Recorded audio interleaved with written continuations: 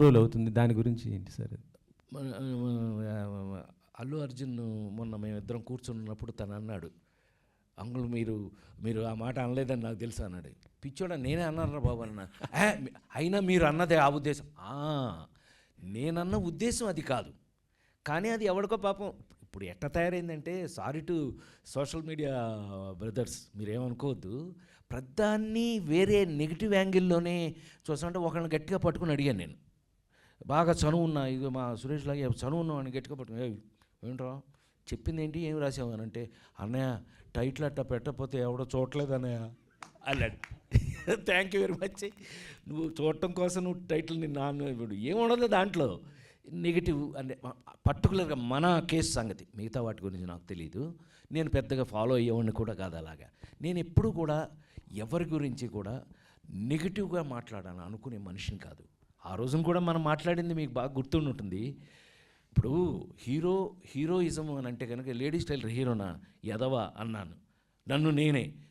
Ladies tailor ఈ రోజుకి ప్రపంచంలో ప్రతి వాళ్ళ ఇంట్లోనూ ఉన్న సినిమా కదా, అని ఎదవని నేను ఎలా అంటాను అని ఎవడో తీయలేదు దాన్ని పక్కకి, ఎందుకని నా మీద నేనే జోకేసుకున్నాను కాబట్టి.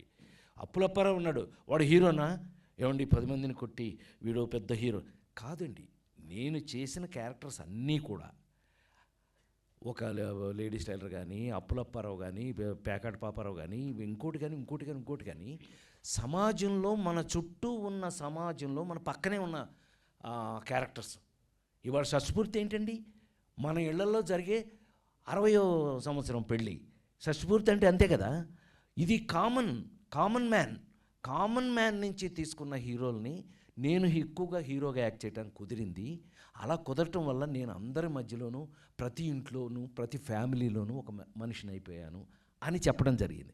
చెప్తే తను నవ్వేశాడు, అల్లు అర్జున్ కానీ ఆడేవాడో రాశాడు అని అన్నాడు. రాసినాడు ఆనందపడి ఉంటాడు కదా, కానీ తర్వాత ఎందుకన్నా అందరూ తిడుతున్నారు, తొక్కేశాడు, అది దొంగే కదా, దొంగ కాకపోతే ఆడేమన్నా మహానుభావుడు, ఆడేమన్నా ఇదేంటి మహాత్మా గాంధీయా కాదు కదా, పుష్పలో వాడు దొంగే కదా, పైగా ఎర్రచందనం దొంగ, మరీ దొంగ, అది మామూలు దొంగ కాదు, ఎదవా అని అంటే నవ్వేశాడు. తను నవ్వాడు, నేను నవ్వాను.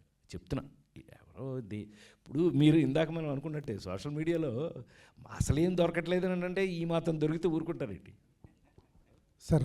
రాజేంద్ర ప్రసాద్ గారు సార్, గ్లిమ్స్ చాలా బాగుంది సార్, చాలా ఎమోషనల్గా ఉంది సార్. ప్రతి పెద్దవాళ్ళ జీవితంలో జరిగేదే మా జనరేషన్ కూడా తెలియాల్సిన అంశం, చాలా బాగుంది గ్లిమ్స్ సార్.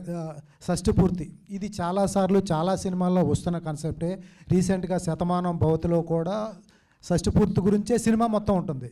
ఇట్లా షష్ఠపూర్తి గురించి చాలా సినిమాలు ఎన్టీఆర్ గారి దగ్గర నుంచి అంతా చూస్తూ వస్తున్నాం ఇప్పుడు వరకు కూడా.